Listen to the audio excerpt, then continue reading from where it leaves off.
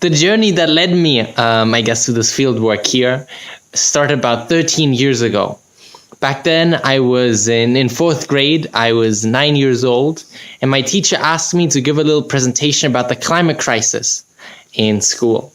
And when I prepared that presentation, I found out about a woman from Kenya, and you, of course, all know who I'm talking about, Wangari Maathai. And she inspired me that we kids should also be planting trees. And I told my classmates that we should plant 1 million trees in each country of the world. And lots of my classmates liked that idea, and this is why a few weeks later we planted our first tree. And this is really when we were incredibly lucky, because 2 local journalists reported about that tree, and this is how some other schools heard about it and started to plant some trees as well. And we met a slightly older student who created a very simple website for us. And this website, back then, 2007, was essentially just a very simple ranking among local schools of who had planted the most trees. And lots of schools wanted to outcompete one another, and this is how Plant for the Planet spread. After 1 year, we had planted about 50,000 trees. After 3 years, 1 million. And more children, youth, not only in Germany, but lots of other countries started joining us and started planting trees with us. And this is then really the point when we started asking ourselves, where do we go from here? What's next? And in that process, we had 2 big questions. The first one was, how many trees even exist in the world? And the second one was, how many additional trees could we plant?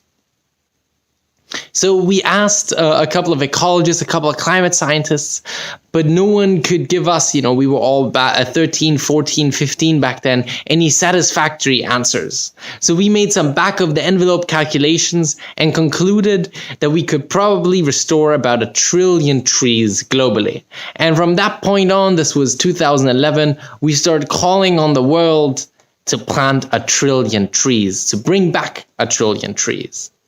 Now, people didn't take us all that seriously. We were a couple of kids with making these grand claims about the world, until we met a team of 3 really cool scientists back then at Yale University who set out on a 3-year research project to figure out whether these little calculations we had made were roughly correct. And in 2015, they published a big paper in the journal Nature, in which they mapped tree density at a global scale and concluded that there are about 3 trillion trees on Earth. And they then continued their research. We helped them set up a research lab at ETH in Zurich. And then in 2019 brought out their most high-profile paper, the Global Forest Restoration Potential, which concluded that we could probably restore about 1 trillion trees globally. And when that paper was published in Science, it got an insane amount of attention. Lots of newspapers all around the world put this story on their cover pages.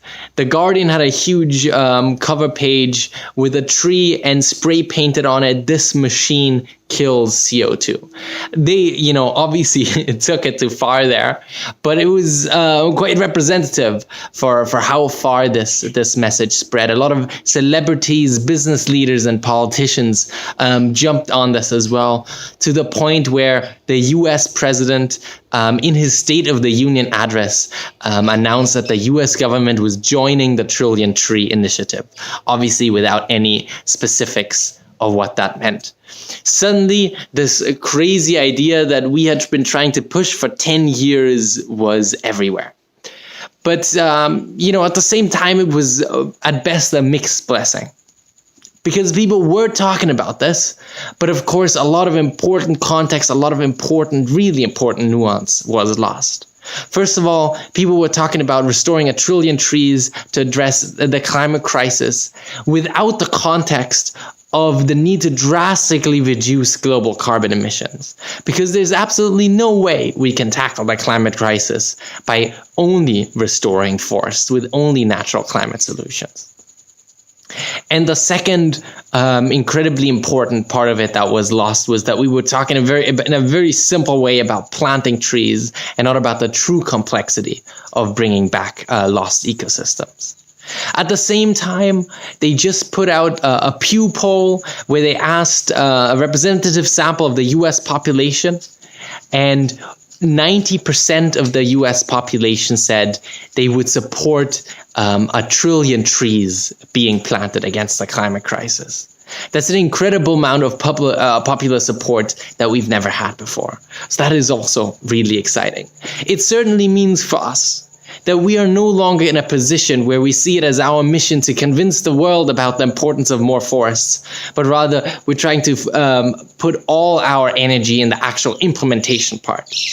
Part of that implementation is, of course, all our children and youth who are planting small amounts of trees all around the world, and our main restoration project here on the Yucatán Peninsula in the dry rainforest of southern Mexico, where we are planting just over 3 million trees this year alone. And this is actually where I am right now. I'm at our tree nursery here. All of these trees are still to be planted before the end of the season. But we're planting 3 million trees this year, and our goal here for this project is to plant a total of 100 million trees by the end of 2030. But even if we manage to achieve this rather ambitious goal, it's still a drop in the bucket compared to this global target of 1 trillion trees. So we kind of concluded at Plant for the Planet that what might be even more successful than just focusing on our own work here is that we help lots of other excellent restoration projects all around the world in scaling up. Because there are so many excellent projects that are doing fantastic work on the ground, but are often struggling in getting their message out there and being seen. And to address this challenge, we started building the Plant for the Planet app about 2.5 years ago. And the idea is very simple. You go to the web app or you download the app on your phone, and then you register. And then you have your own personal tree counter.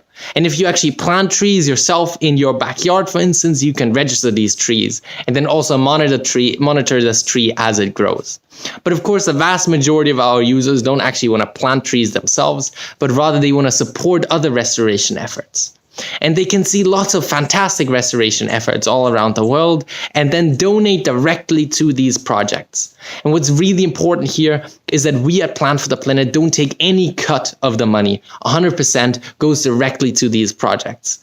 We only facilitate this process and make it easy, and also provide tax deductibility for a lot of these projects in many countries around the world to address this hurdle as well, to make it truly as easy as possible for all of these projects to be seen and to receive support.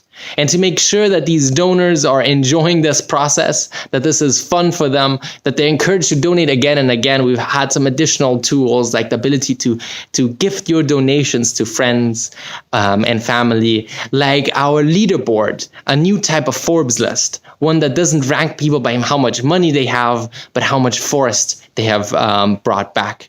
And your ability to start tree planting competitions with people and much, much more. You should really check it out. And another really important part of this platform is, of course, the monitoring part. And to allow projects to be super transparent about the work they're doing on the ground, we built our Tree Mapper app that allows people to very easily, at the end of every restoration day, map what they've done that day, what species they've planted, if planting happens, and where exactly that happens, and then monitor over time how these sites are developing compared to a natural regeneration baseline in all of these cases as well. So we're really excited about this. We're launching the new version of our web app in just a few months on the 1st of December. So that's a really exciting moment for us. Thank you so much for taking the time. Let's restore those trillion trees together. Stop talking, start planting.